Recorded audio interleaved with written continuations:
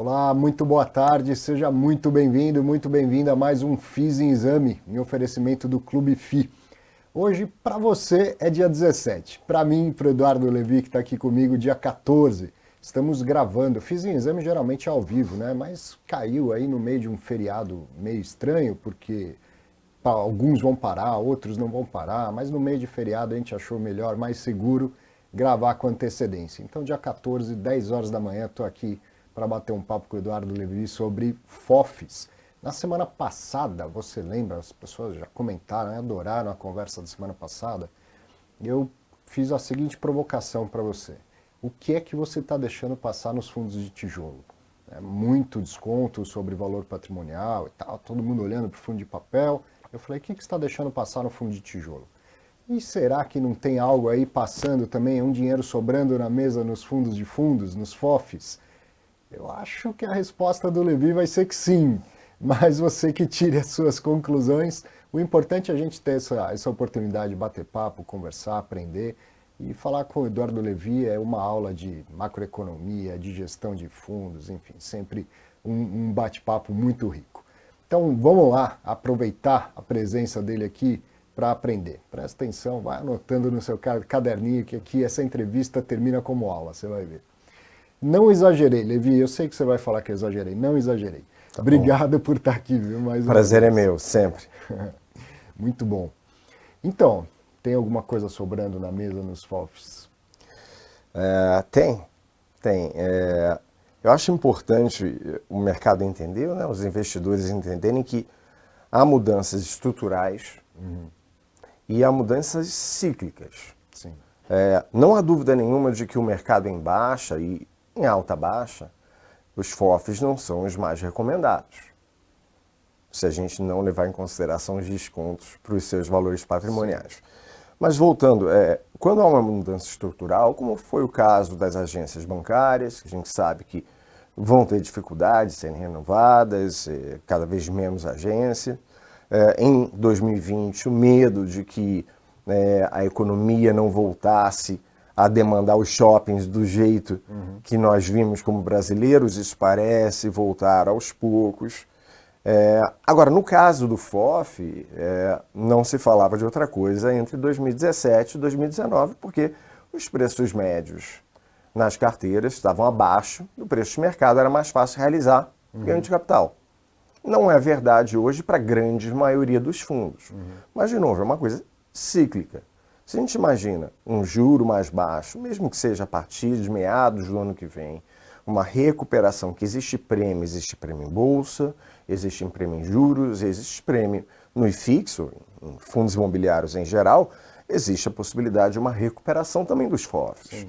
E eles hoje operam, e muitos deles, com desconto forte para os seus valores patrimoniais, que por sua vez são compostos por fundos que muitas vezes também estão com desconto para o seu valor patrimonial. Então é importante entender fundo a fundo se esse desconto para o valor patrimonial não é o suficiente para compensar, talvez, o ganho de capital que você poderia imaginar receber em um cenário de estabilidade. Aquela história que eu sempre falo, né? O fundo te paga para esperar a melhora do cenário. Perfeitamente. E atualmente o Kizu e alguns outros FOFs estão pagando o sonho do brasileiro, que é 1% ao mês. Exato. Com uma situação em que já não tem muito giro lá. Praticamente tudo vem do repasse dos rendimentos que o FOF recebe. Exatamente. E entender, no caso do Kizu especificamente, ao mesmo tempo em que ele foi uma das maiores, se não a maior emissão antes desse movimento de alta de juros fortes, em julho do ano passado, ele também foi o fundo que teve a oportunidade de montar a sua posição em preços melhores. Então, desde a nossa emissão em outubro de 2020, ou desde mesmo do fim do lock-up da emissão 476 em janeiro de 2021, é o fundo de fundos imobiliário que menos dependeu de ganhos de capital para a distribuição. Então, isso continua sendo verdade. Então, é importante o investidor entender isso, entender que esse desconto para o valor patrimonial e o que eu sempre falo isso para o investidor e eu não gosto de falar isso, eu sempre falo, deixando claro que não é de uma forma blasé, desculpa o termo. O mandato do gestor é gerar valor.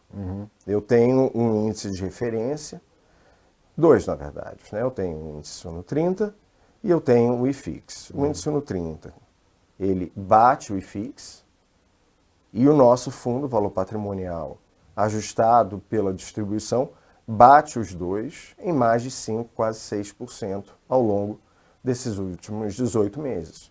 Bate Então, mesmo o Suno 30.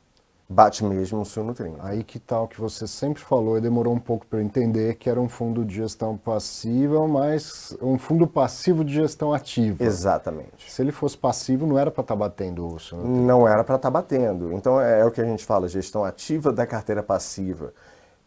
Nesse mercado, que não é um mercado eficiente ainda, e que bom, ainda bem que não é, porque isso dá oportunidades ao investidor em geral de tirar proveitos, como hoje a gente vê, não só em fundos de fundos, mas em outros setores.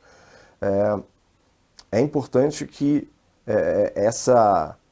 se entenda que o fundo ele já tem uma gestão ativa pelo fato de ter que montar e desmontar posições que não acontecem de uma hora para outra. Num ETF, e muita gente pergunta, o Kizu é um ETF? Não, não é um ETF. Um ETF, vamos pegar um exemplo, um BOVA, ou lá fora um SPY, que acompanha o S&P 500, na hora de montar e desmontar posições, isso acontece em frações de segundo, porque são mercados eficientes. E são fundos abertos. E são fundos abertos, e você tem, obviamente, a capacidade de montar essas posições mais facilmente. Não é o caso do fundo imobiliário. Deixa eu explicar isso, não sei se é claro para todo mundo. Um ETF, ele é um fundo aberto, ele permite aportes e resgates, mas não em dinheiro, não como um fundo DI ou um fundo multimercado, e sim em ativos. Então, eles são o grande caminho da liquidez para os grandes investidores. Se eu quero rapidamente montar uma posição em bolsa, eu posso, mais fácil comprar as cotas do que sair comprando cada um dos ativos. Se eu tenho esses ativos, eu posso fazer um aporte em ativos, claro, os mesmos ativos nas mesmas proporções, e trocar por cota. Então imagina, o Ibovespa hoje deve ter umas 90 empresas lá, sei lá. Ao invés de eu vender 90 empresas, eu ligo para o administrador ou para o gestor do FOF e falo, estou aportando aí as 90 ações, me entrega em cotas. E vou lá e vendo só uma cota do ETF, ao invés de ficar gerenciando 90 ordens de venda. O contrário é a mesma coisa. Eu posso vender os meus papéis, comprar em cota, enfim, dá para arbitrar, dá para fazer um monte de coisa. Então ele é um condomínio aberto que dá uma dinâmica muito grande para os investidores institucionais. E o fundo imobiliário, ele não é condomínio aberto, não tem essa criação e destruição de cotas como se fala no mercado.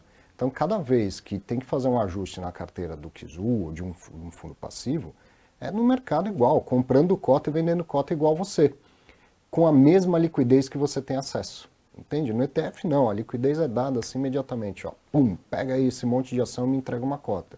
Já no caso do Levi não, ele tem que comprar cota no mercado igual você faz.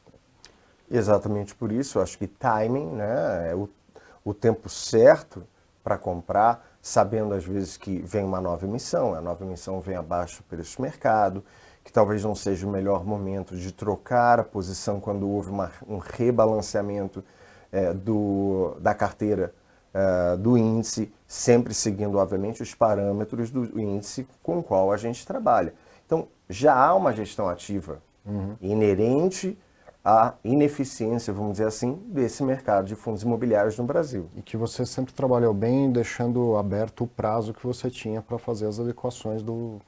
Exatamente. E a gente viu outros casos de fundos passivos, ou dos fundos do Inter, que até mudaram o regulamento depois da experiência que tiveram.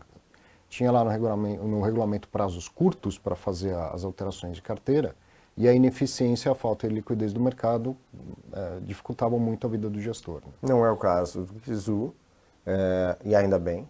Eu acho que a gente conseguiu fazer um bom trabalho até esse momento. estava falando de... antes de eu fazer essa pergunta, a gente está falando que os FOFs estão abaixo do valor patrimonial. Acho que a primeira vez que você veio aqui para falar do Kizu, os FOFs estavam bem acima do patrimonial. Isso. E eu também falava, cara, não vai durar por muito tempo. A gente até pedia para não operar, não faria sentido operar muito fora do valor patrimonial. Sim. Porque, e aí o que acontece? Como sempre, a distribuição de rendimento balizando o preço da cota. E aqueles rendimentos, eles tinham boa parte da sua composição de ganho de capital. O gestor comprava a cota, vendia com lucro, tem que distribuir o lucro e isso compõe o rendimento. E aí, quando o mercado caísse, porque um dia cai, depois sobe e tal, só ia sobrar o dividendo para distribuir. Perfeito. Que é o que está acontecendo agora. Exatamente. E distribuindo só dividendo, o Kizu e outros FOFs estão dando 1% ao mês. Isso. Quer dizer, o espaço dá para piorar a cotação dos fundos imobiliários? Dá. Mas para piorar essa situação para o cotista, teria que diminuir a distribuição de rendimento dos fundos que os FOFs investem. Né? E no caso do Kizu, parece que eu estou fazendo propaganda, e eu acho que eu estou fazendo propaganda mesmo. No caso do Kizu, a gente está falando dos 30 maiores fundos do mercado, Sim. Guardados certos critérios, né? Ou respeitados certos critérios, mas são os 30 maiores. Então, se existe algum medo de um problema estrutural em um desses fundos, ou de algum fundo do mercado, é mais fácil que isso aconteça com fundos menores, não com os maiores fundos do mercado. E, obviamente, como a gente tem, e aí eu vou usar o termo que você sempre usa, que eu gosto, que é essa distribuição ingênua, né, em que não existe uma concentração muito grande num único fundo, mas sim uma distribuição em torno de 3,33% em cada um dos 30 fundos, você tem um percentual menor em cada um desses fundos que não deveria afetar tanto a cota do Kizu. Sim. Então, aí você começou falando de mudanças estruturais. E o Kizu hoje tem 30 e poucos % em fundo de papel. 36,5% aproximadamente. O IFIX tem até mais do que isso. Os fundos de papel chegaram e tomaram a boca do cenoura, né? É verdade. Tomaram conta do mercado e estão avançando cada vez mais sobre o fundo de tijolo em relevância, em tamanho de mercado. Isso é uma mudança estrutural ou isso tem a ver com o movimento da taxa de juros? Eu acho que isso tem a ver com um movimento de taxa de juros, porque a tendência do mercado, e aí eu não olho para o mercado brasileiro só, eu olho para o mercado internacional, os maiores mercados, onde você tira muita lição do que vai acontecer no nosso mercado daqui a alguns anos. Não existe tanto fundo de papel, até porque a estrutura do REIT no exterior, ela já permite uma alavancagem muito maior, como hoje a gente já vê em fundos até de tijolo. É uma alavancagem muito maior do que a gente via lá atrás e é algo que o investidor precisa olhar com carinho. Uma vez o mercado um pouco mais tranquilo, o percentual de logística, o percentual de shopping, o percentual de residencial, que ainda é muito pequeno no Brasil, escolar, você tem setores que devem tomar um espaço um pouco maior do que os fundos de papel têm para oferecer. Mas no momento atual, e não só no momento atual, no momento em que os fundos de CRI High Yield oferecem um prêmio adicional ao juro real, e a gente deve observar ao longo do segundo semestre, primeiro semestre do ano que vem, um juro real bem elevado, eles ainda vão continuar sendo muito bem quistos e, consequentemente, com uma demanda muito boa para a carteira dos clientes. Tem fundos como o nosso que pagam 18%, 19%, 20% ao ano. Caramba. Deixa eu aproveitar, já que você falou disso, e você encaixa muito bem quando fala de macro, explica muito fácil isso. Por que você está dizendo que o juro real no ano que vem vai ser tão grande assim? Porque agora não está, né? O juro é alto, mas acima da inflação ele é pequeno. Né? A gente falava antes de começar, há 15 dias a crítica ao Banco Central era enorme. O Banco Central demorou demais para subir juros, a inflação subiu. Hoje, quando a gente olha para as outras economias, foi o Banco Central que mais rapidamente subir os juros. E a gente começa a ver o pico que era esperado em abril, maio, ele parece realmente ter sido encontrado. Pico da inflação. O pico da inflação. A gente tem um cenário aqui, primeiro, o Banco Central ele precisa ter certeza de que a inflação realmente aponta para baixo e aponta pelo menos para a meta, mesmo que não bata a meta esse ano ou mesmo ano que vem. Segundo, a gente tem eleições. E terceiro, o cenário internacional é um cenário de juro mais alto, é um cenário complicado, a inflação nos Estados Unidos, a mais alta em 42 anos, eu não preciso nem, acho melhor nem lembrar, e infelizmente vou ter que lembrar que no começo dos anos 80, a taxa básica nos Estados Unidos chegou a bater 20%. Caramba. Aqui a gente fala agora de talvez 3,5%, 4%, que era uma taxa bem razoável, que aliás era a taxa praticada antes da crise de 2008, em algum momento depois também da crise de 2008. Eu me lembro dessa taxa de 5% ao ano antes da crise da internet. Sim. Antes da crise do .com. Estamos falando de 1998, 1999. Perfeito. E a economia gerava bem com isso. E eu até acho que essas taxas extremamente baixas nos Estados Unidos, assim, o paciente está bem, mas está na UTI. Né? Se eles conseguirem se acomodar com uma taxa um pouco mais alta, é melhor para todo mundo. Não sei se você concorda. Lógico que taxa baixa é bom porque induz a economia.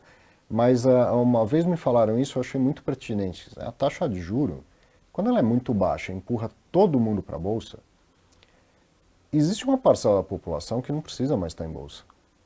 Que é aquela parcela que trabalhou a vida inteira, amealhou o patrimônio que conseguiu, muito pouco aquilo que ele conseguiu.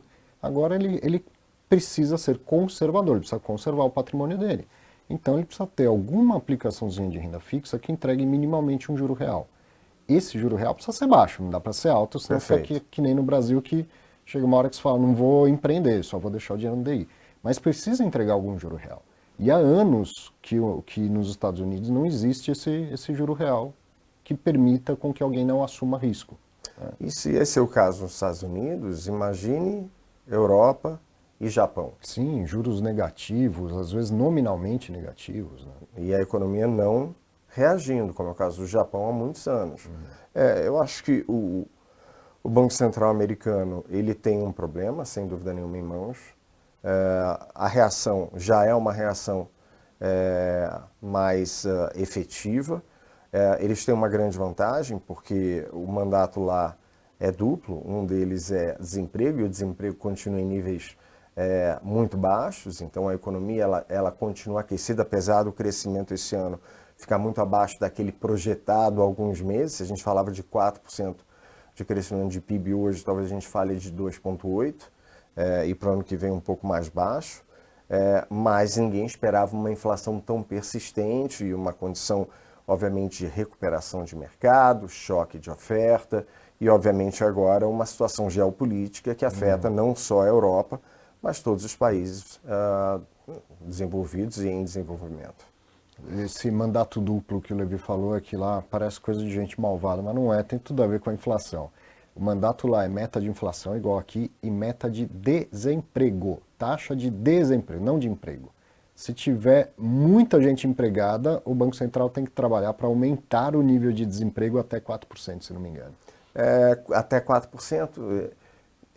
Sempre há uma maneira de calcular diferente, mas 4% parece ser o razoável. Hoje a gente está falando de 3,5%. Existe um gap muito, muito grande. Há setores que estão com desemprego acima de 6%, 7%, outros com desemprego muito próximo a 1%, 2%, que também não é adequado, mas no geral 3,5% de desemprego nos Estados Unidos é um nível bastante interessante. Pela primeira vez em muitos anos, você tem um ganho real em salários, de renda, que a gente não via anteriormente, mesmo com a inflação subindo. A gente viu aqui 10% ano sobre ano.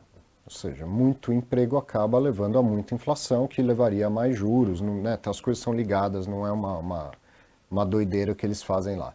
Mas eu desviei o assunto sobre o nosso juro real. O juro real aqui no Brasil, apesar da inflação, da taxa super alta, ele Tá juro real de Europa, na verdade, muito baixo. No momento, sim. Porque o juro sai depois da inflação. Então a gente está com uma inflação próxima a 11, acumulada a 11 e pouco ao ano, com essa Selic a 12,5, faz uma conta que pode ser conta de advogado, embora não seja a conta certa, um menos o outro é o que vai sobrar acima da inflação, que é real. Mas o que eu sempre gosto de explicar é que Selic é uma taxa diária. Então se ela está 12 agora, seu rendimento passa a render 12,75 do momento daquela reunião para frente. Dali para trás ela estava rendendo menos, às vezes até menos do que a inflação.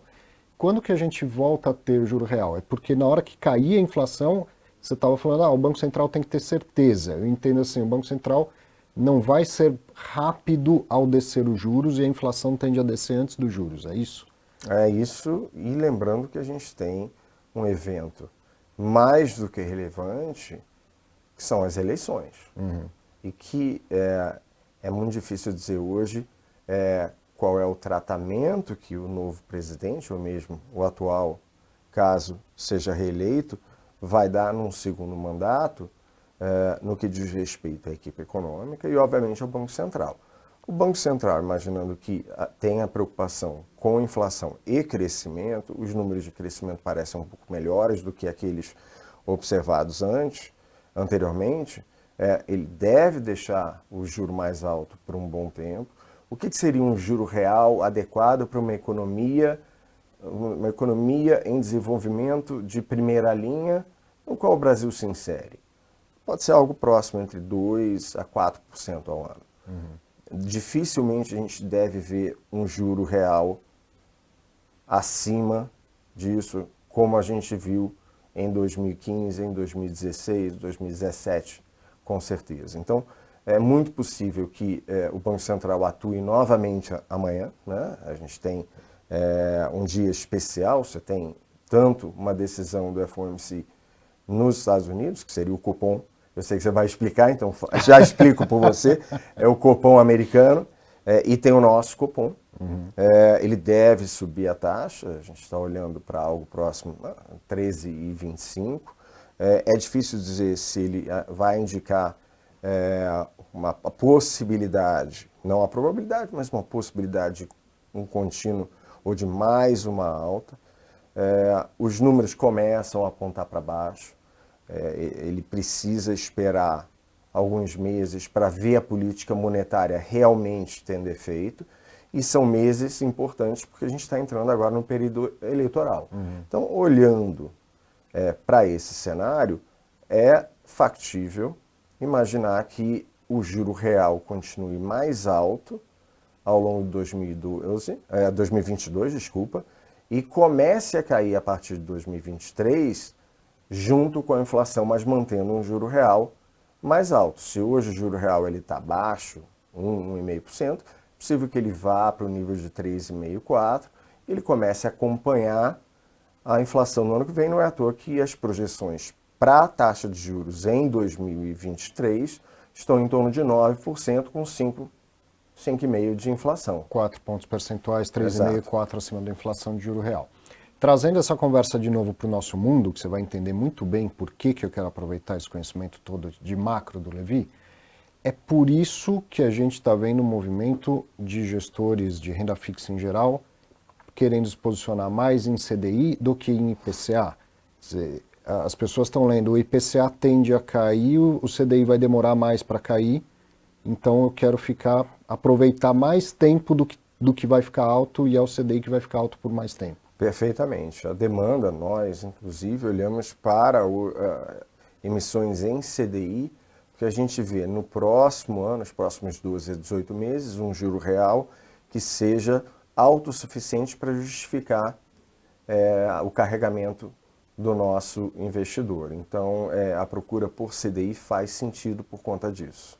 Eu vou aproveitar mais tempo do que vai ficar alto. Exato. E aí depois, quando começar a cair, tem que parar e repensar novamente a estratégia macroeconômica. Como é normal, e de novo a gente volta à questão dos ciclos. Então, ano que vem, o juro caindo para 9%, você tendo uma recuperação econômica, talvez um governo onde você tenha um período de namoro, como a gente vê Sim. em várias situações, é um período de namoro que pode levar um ano e meio. Que acaba sendo bom para a economia, né? Muito As bom. pessoas estão otimistas, acreditando num governo novo e tal. Exato. E com ativos relativamente baratos. O dividend yield da Bolsa no Brasil nunca esteve tão alto. Ele hoje se iguala praticamente ao IFIX. A gente está falando de quase 10%. Sim.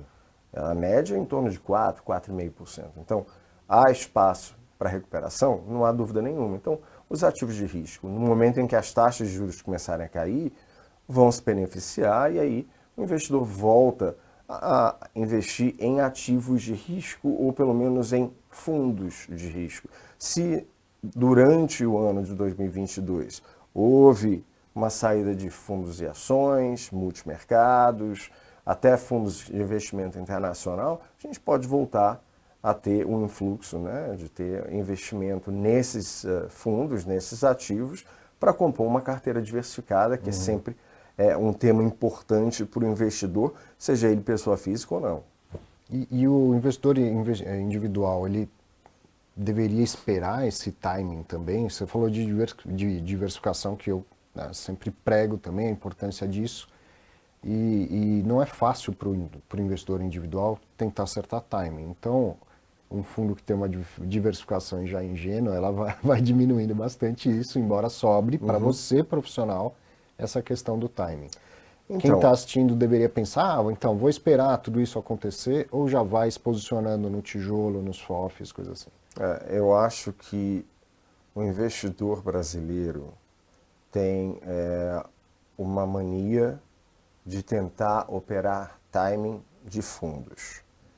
Você opera timing de ativos, mas não de fundos. Então, a hora de diversificar é a qualquer hora.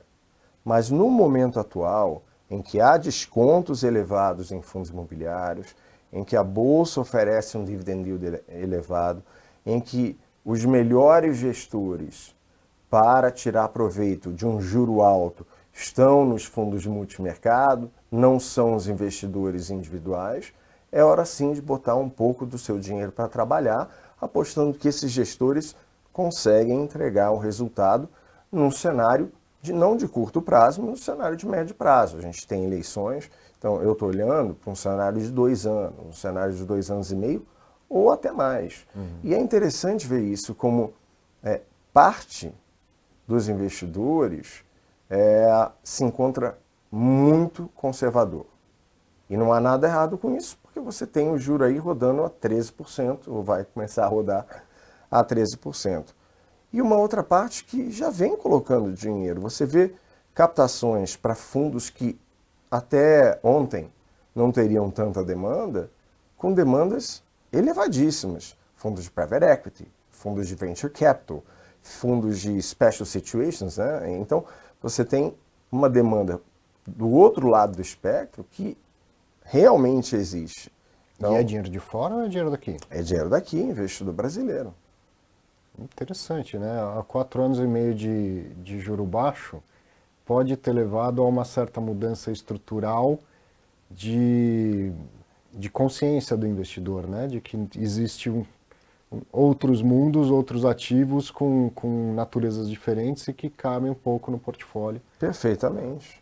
E, em algum momento, também investimento no exterior. Sim. E lembrando que investimento no exterior não precisa ser feito mandando dinheiro para fora. Hoje, há mais de 200 fundos no Brasil, que são chamados feeder funds, né, os fundos que investem nos fundos lá de fora, com dezenas, se não centenas de estratégias diferentes que podem compor uma carteira investida só no exterior, também bem diversificada. Fora os BDRs, para quem quiser fazer diretamente. Exatamente, fora o Eu estou BDR. lembrando aqui, porque a gente está falando de diversificação e desse negócio de ficar tentando pular para o mercado que vai estar melhor, eu estou lembrando que eu assisti uma palestra sua há muito tempo atrás. Acho que você tinha acabado de voltar para o Brasil e estava na Rio Bravo. Naqueles eventos que a Rio Bravo fazia. E aí você falou um negócio assim que eu nunca esqueci. Nunca se mata uma classe de ativos. Não foi você que falou? Foi eu que falei. Então explica isso para quem está assistindo, por favor. De novo, eu volto à questão de do mercado ser cíclico. Uma classe de ativos, ela acaba sendo formada por uma demanda de mercado, e não é uma demanda de mercado financeiro. Ela é maior do que isso, é uma demanda até da sociedade. A classe de fundos imobiliários, ela não foi criada do éter, ela não foi criada do nada, ela foi criada por uma demanda que existia para se tirar do chão empreendimentos imobiliários dos diversos perfis. A bolsa, você está investindo porque as empresas tendem a crescer e precisam desses recursos para produzir e entregar bons resultados e entregar seus produtos. Você não mata uma classe de ativos por conta de um cenário agudo como o que a gente observou hoje. E o cenário que a gente observa hoje, ele é um cenário difícil, é verdade. Lá fora, o cenário é um cenário pelo qual a gente nunca passou, ou pelo menos muitos nunca passaram. Mas o que aconteceu em 2008 também ninguém passou. Crise da dívida na Europa ninguém passou em 2011, 2012. O próprio cenário de juro no Brasil a 2% e juro negativo no mundo inteiro, ninguém passou. Então, esses momentos, eles são cíclicos e você não mata a classe de ativos. Você aumenta ou diminui proporcionalmente a exposição, dependendo do cenário com o qual você trabalha, ou o seu, seja um assessor, seja um investidor, seja um gestor, mas você não mata a classe de ativos, porque ela tem um papel na diversificação e ela tem um papel quase que social. Eu estou aqui falando um pouco mais abrangente do que simplesmente mercado financeiro. Você vê aquilo que eu falo da discordância, que a diversificação é discordar. O portfólio, né, os ativos do seu portfólio têm que discordar entre eles. Isso é diversificar, não é? O que eu noto ao longo da minha vida como profissional de mercado financeiro, você também já notou com toda certeza. Você fala, precisa diversificar. O outro lado lá, a pessoa fala, entendi. Então há um pouco em cada classe de ativo, entendeu? Entendi. Ele monta o portfólio dele, pode ser ingenuamente, então, 10 classes de ativos diferentes. No mês seguinte, ele quer que as 10 tenham valorizado 10%. Não pode uma dar 10, outra dar 8. Ele quer que tudo suba e suba na mesma proporção. Se isso acontecer, você não está diversificado. Você está concentrado. Perfeito. Né? Diversificação é justamente isso, ativos discordando. Aí você pode dizer, quando vem a crise, tudo cai junto. Pode até ser. Mas quando vem a recuperação, não recupera tudo junto. E aí, mais uma vez, a diversificação mostra valor. Exatamente. E vamos pegar 2020. Se você tinha um pedaço da tua carteira dolarizada, você protegeu um bom pedaço da sua carteira. Sim. Então, isso ajuda e faz as pessoas entenderem de que essa correlação ou descorrelação, ela é benéfica para a carteira. A gente tem que olhar para o médio e longo prazo. Esperar que todas as classes se comportem da mesma maneira, e se isso for verdade, você não está diversificando, você basta colocar numa única e esperar e torcer para que ela seja a escolha certa. Se você olha para todos os estudos, e são estudos empíricos, né? Você olha para janelas de 5, 10, 20 anos, a escolha das classes de ativos é responsável por mais de 70% do resultado da carteira. 20% são responsáveis vem da escolha do ativo em si, e apenas 10% é timing. Então, a escolha das classes de ativos, essa diversificação, ela é fundamental e é aquilo que vai te dar o verdadeiro retorno da carteira. E é por isso que não se mata uma classe de ativos. E é por isso que não se mata uma classe de ativos. Aí. Falei que era para pegar o caderninho e anotar, né? Falei, avisei. eu me lembrei disso agora, mas foi uma das coisas que, né, quando você tá lá assistindo uma palestra querendo aprender sempre mais e você falou isso, falei, caramba, nunca ouvi isso, anotei e nunca mais esqueci isso, né? Nunca se mata uma classe de ativo. Em outras palavras, não ficar tentando também pular de um lado para o outro, que isso não vai resolver. Deixa eu voltar para a FOF, mas agora para um movimento mais político. A gente está passando por um período de consolidação desse mercado, gestoras comprando umas às outras, e no caso dos fundos imobiliários que a regulamentação permite, aqueles takeovers, assembleia para vender ativo, para fazer fusão e tal. Os FOFs são vetores de boa parte desse movimento aí. Perfeito. Como que você enxerga isso? Olha, uma fusão entre gestoras e fundos tende a diminuir a eficiência do mercado. Então, já era de se esperar que os maiores fundos sejam aqueles que cresçam mais. E, ok, quanto maior o fundo, maior, eu diria que a liquidez e, obviamente, maior eficiência no mercado secundário, mas é algo que deve preocupar. Eu não digo que é um problema, mas eu acho que o gestor de FOF, os gestores em geral, precisam olhar isso com muito carinho para entender quem está por trás desses fundos, se há talvez carteiras que não se complementam, elas simplesmente se replicam em muitos fundos. Então, olhar para a carteira do fundo é extremamente importante, olhar para quem é o gestor é extremamente importante. Eu não vejo tanto isso nos fundos de tijolo, vejo mais isso também em fundos de CRI, mas é normal que os fundos monativo, ou que os fundos pequenos, eles sejam incorporados aos maiores. A gente já falava sobre isso, o fundo monativo não é o futuro do mercado. Sim. Ele foi a origem do mercado, mas não é o futuro do mercado. E a gente vai ver, como a gente já viu no passado recente, fundos monativos, fundos que têm poucos ativos sendo absorvidos por fundos maiores, que por sua vez vão trazer uma diversificação também interessante para o investidor. Eu olho isso com cautela, eu não digo que é um problema, mas sem dúvida nenhuma a gente tem que olhar com muito cuidado. Porque se eu olho e falo, o FOF, o Kizul está negociado 17% abaixo do patrimonial. Significaria dizer que se você vendesse todos os fundos imobiliários da carteira dele hoje, a valor de mercado, e encerrasse o fundo, você ia devolver 17% a mais, só de valor patrimonial. Quer dizer, eu pago 10 na cota e recebo 11,70. Isso. Fora os rendimentos. Exato. Pegar o final aqui, relatório de maio. Fechamento 7,48 da cota, cota patrimonial 9. Se eu vendesse toda a posição do fundo, eu teria um valor patrimonial de 9, enquanto a cota do fundo operava a 7,48. É isso que a gente está vendo acontecer em alguns fundos de tijolo. Sim. Melhor não dar ideia, senão vão começar a fazer em FOF. Mas esse é o destravar valor que o gestor tanto fala, né? E nesse momento, num FOF de gestão passiva, sobra um pouquinho para a sua gestão ativa. Como destravar valor? Bom, eu acho que a primeira coisa é entender que esse desconto acaba entregando um resultado, como você já mencionou, para o investidor bem superior. 1% ao mês é tudo que o cliente quer. Então, você está grossapando isso, você vai ganhar mais do que o CDI hoje te oferece. Aí é uma questão de gestão realmente da carteira. No nosso caso, há posições acima da linha d'água, há posições abaixo da linha d'água.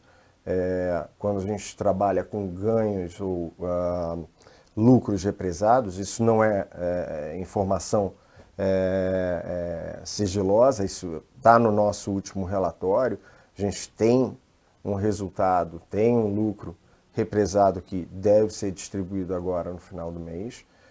Esse tipo de coisa a gente faz e aproveita as opções e as oportunidades de mercado para trocar posições. Muitas vezes esses ganhos permitem também que eu realize prejuízos e limpe a carteira para que, quando o mercado volte, a nossa linha d'água está bem mais baixa.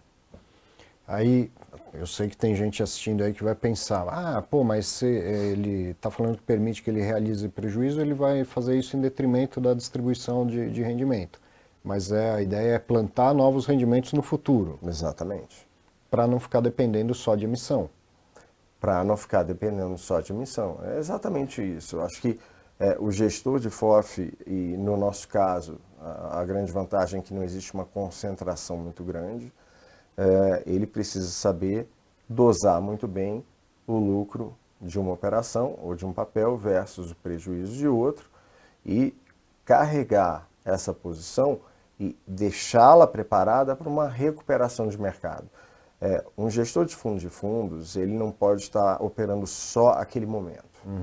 A nossa visão é uma visão de médio e longo prazo. Por isso que entra cenário macroeconômico, é por isso que entra um pouco mais de, talvez, de paciência. Realmente, o gestor, ele precisa ter a paciência que o investidor, em geral, eu não falo aqui do investidor individual, eu falo do investidor até institucional, o estrangeiro, muitas vezes não tem.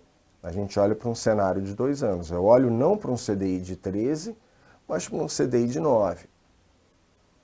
Sim. E falando dessa maneira, eu vejo uma recuperação do IFIX que traga a carteira ao seu valor patrimonial e depois faça com que o valor patrimonial também possa ganhar em valor. Fora que isso, assim, a gente se baseia no valor patrimonial, mas sabe que na fase boa, como aconteceu com os FOFs, eles superam o valor patrimonial. Muitas vezes, sim, sem dúvida. A coisa mais rara é ver um fundo imobiliário próximo do seu patrimonial. Ou o mercado está muito otimista, ele está sendo negociado com ágil, ou está pessimista, ele está sendo negociado com deságil. Né? Pois é. O valor patrimonial funciona como um cenário base, vamos dizer assim. Né? Exato. E nessa de se preparar para o futuro, de fazer essa gestão, essa arrumação, mesmo com o seu mandato passivo, você consegue ir pensando nisso? Sem dúvida nenhuma, a gente está o tempo inteiro olhando para a carteira e para as oportunidades em mercado. Então, eu volto ao nosso jargão, a gestão ativa da carteira passiva. Mesmo num cenário de baixa, há oportunidades. Uma coisa que os investidores até veem, o pipeline de emissões, ele está carregado. Há demanda por certos fundos. Muito no papel, né? Muito no papel. Não só, mas muito no papel. Mas há demanda. E havendo demanda, você tem oportunidades de ganhos de capital, oportunidades, obviamente, de girar melhor a sua carteira. Hoje eu tenho 36% em fundos de papel. Isso traz ganhos se a gente fizer, obviamente, o trabalho bem feito. As emissões foram uma grande avenida para ganhar dinheiro quando o mercado estava mais aquecido. Sim. Com aquele negócio de exercer direito e preferência, vender cotas e tal. Ainda dá para fazer isso, por exemplo, nos fundos de papel? Dá para fazer. Não é tão simples ou fácil de encontrar como foi o período de 2018, 2019. Mas aí eu volto ao nosso caso, em que a gente dependeu muito pouco de ganho de capital. Então, eu nem olho tanto para essas oportunidades, tiramos proveito quando isso aparece, mas no nosso caso é posicionar bem a carteira e muitas vezes dar um pouco mais de espaço aos fundos que estão com desconto maior. De novo, a ideia é manter uma diversificação mais ingênua, mas não quer dizer que fundos com desconto mais elevado, algum setor com desconto mais elevado, não possa ter fundos que tenham uma posição em 3,8% ou 4% do fundo, enquanto a gente vem saindo dos fundos que ou saíram do índice ou que não devem entregar ao longo do tempo dentro do cenário com o qual a gente trabalha, diminuir isso para 2%, 1,5%, sabendo que talvez no próximo rebalançamento do índice, esses fundos já saiam. Então, de novo, é uma gestão ativa dessa carteira. Sim. Agora é lógico que eu vou perguntar, você que se vire para responder, quais seriam esses setores para carregar um pouco mais e quais são os setores para... Mas agora eu quero a resposta ativa, não a passiva. Eu sei que o índice muda inercialmente, de uma forma passiva. Se o fundo fosse gestão ativa, você carregaria a mão em quais setores agora e diminuiria quais setores? Lajes corporativas, sem dúvida nenhuma eu carregaria. Shopping, a gente também carregaria. Do outro lado, obviamente, os fundos de agência, que ainda existem, apesar de serem poucos, serem 2 na verdade, e um já caminhando para um outro perfil, a gente não gosta tanto. eu ficaria nos fundos ou nos setores que têm maior liquidez, não trabalharia os menores. Logística eu acho que está precificado corretamente. CRI eu acho que está precificado corretamente. Talvez tenha até um pouco mais de espaço para crescer, para valorizar alguns deles, mas acho que já respondi, né? E se pudesse, compraria FOF dentro de um FOF? Não é o caso do Kizu. Mas... Não é o caso do Kizu. Por natureza, eu não gosto de fazer isso. Acho que não é justo com o investidor. Por quê? Porque é taxa sobre taxa. O meu mandato é montar uma carteira com os fundos que existem no mercado. Sim, é verdade que alguns fundos estão com desconto. E eu adoraria tirar proveito disso. Mas eu não acho justo colocar um fundo de fundos dentro do nosso fundo com, na verdade, é taxa sobre taxa sobre taxa, por maior que seja o desconto em relação ao valor patrimonial. Para não ter esse tipo de problema, fundos de fundos são um dos filtros do índice Suno 30, exatamente para que ele não possa poluir a carteira do Kizu 11. O Suno 30 e outros índices que vieram, já até foram alterados e tal. Índice nunca é demais, né? Tem índice de menos no mercado de fundo imobiliário? Você sente falta de outros índices? E uma coisa é, gostaria que tivesse outros, mas tem dados, liquidez e tal, daria para ter outros fundos? Outros índices, quer dizer? Daria. A verdade é a seguinte, você tem um Kizu que está ligado ao índice Suno 30, mas o índice em si ele não é tão acompanhado pelo mercado, apesar de ter um bom rendimento. O IFIX é o grande benchmark e único benchmark desse mercado. O Inter lançou seus índices, a própria XP lançou índices, mas não pegaram. Um mercado como esse, ainda ineficiente, talvez não demande outros índices, mas olhando para o que a gente conhece lá fora e para o crescimento do nosso, é bem possível que a gente tenha outros índices que complementem o IFIX. Aí a gente volta até uma questão de beta estratégico, de montar carteiras que têm uma descorrelação para o IFIX e que muitas vezes podem ser complementares, fazer com que, num movimento de queda aguda do IFIX, a sua carteira não sofra tanto quanto o índice em cima do qual ele se encontra baseado. Eu perguntei por isso, porque eu sei que, tenho certeza que internamente, vocês lá fazem algum tipo de subíndices. Você tenta entender os setores e os seus comportamentos. E já tem histórico para isso nos grandes que você falou. Em logística, em escritórios e em shoppings. Né? Eu falava até pouco tempo que... Esqueci de falar de renda urbana. Renda urbana, esse é um negócio mais recente e que é muito interessante. Renda urbana é muito interessante, desculpa te interromper, e voltar a isso. Agora aproveita. Renda urbana, eu acho que tem muito valor. A verdade é que a renda urbana tem uma latitude muito grande. Você pode estar falando de uma loja, de um grande supermercado, você pode estar falando de um centro de distribuição, logística e renda urbana pura e simplesmente. Até um fundo ou um empreendimento escolar muitas vezes entra em renda urbana. Sim. Mas é um setor que eu acho que tende a crescer percentualmente dentro do IFIX, obviamente dentro do mercado em que a gente opera. E o que mais te agrada nesse setor? Não ser estático, por exemplo? Primeiro, ele não é estático. Segundo, você tem essa latitude para poder encontrar bons deals.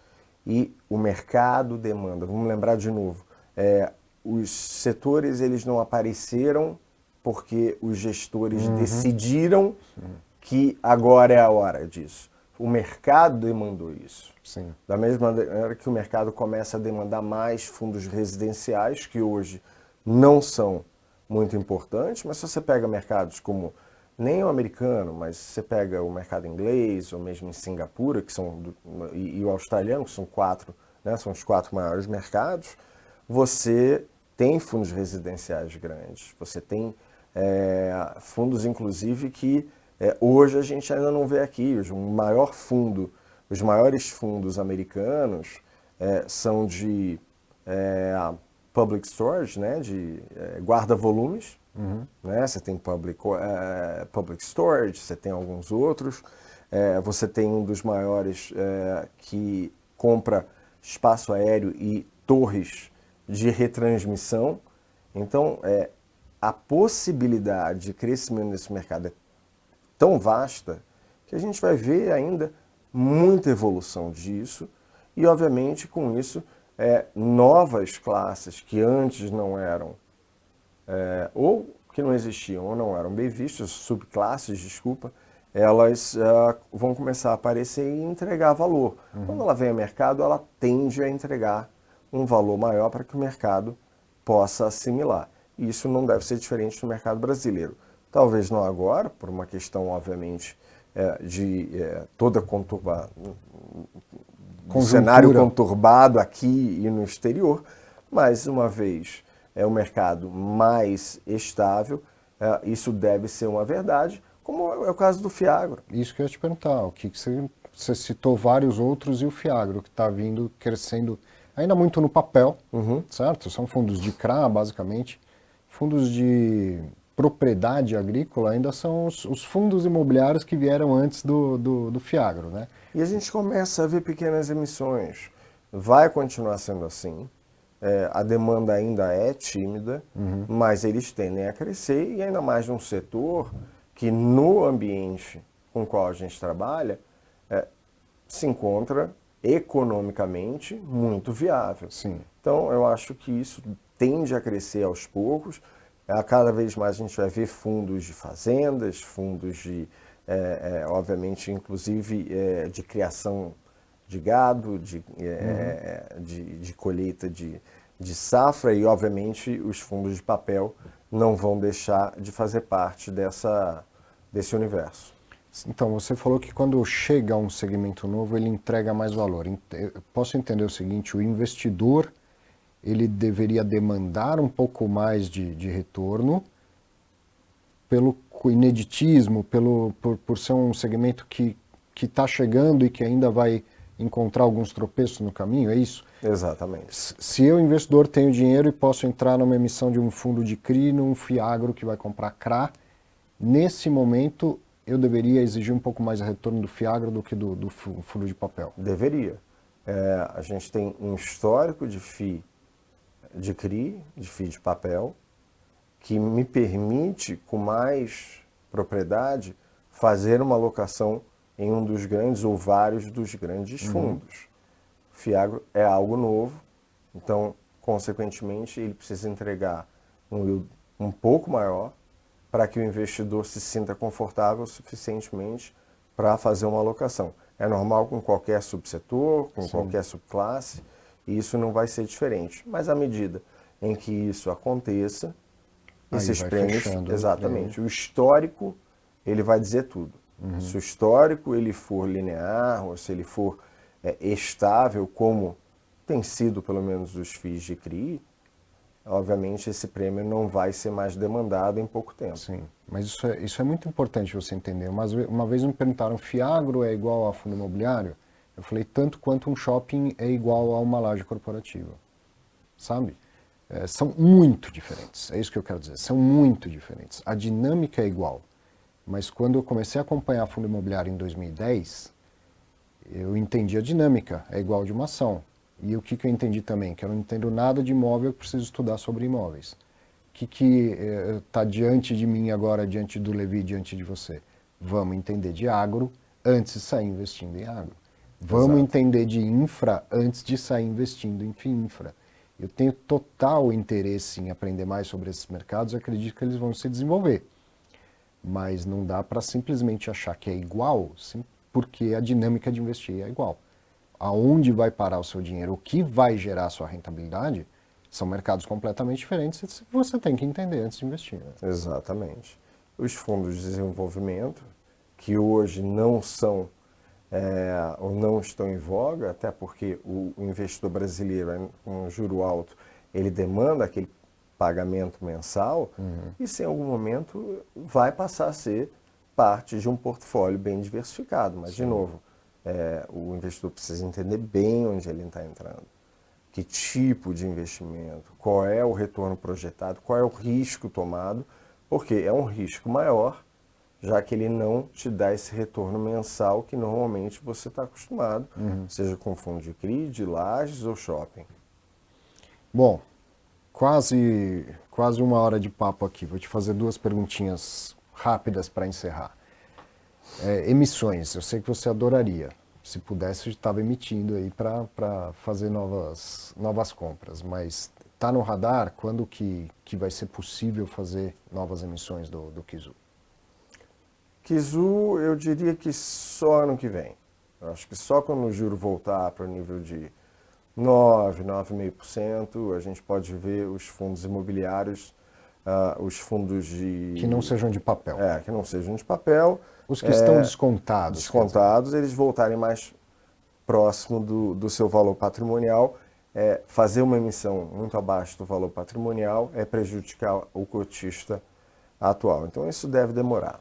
Agora, super, já ia falar, disse que era 2, já enfiei mais uma aqui. É muito mensurável isso num FOF. Se você faz uma emissão a 10% abaixo, 17%, é o caso, você está negociado a 17% abaixo do patrimonial, e faz alocações em outros fundos que estejam 20, 25 abaixo do patrimonial, o resultado não é positivo disso? É positivo. Mas o investidor não está acostumado com isso. Então, convencer o investidor de que existe valor na emissão abaixo do valor patrimonial ainda é difícil.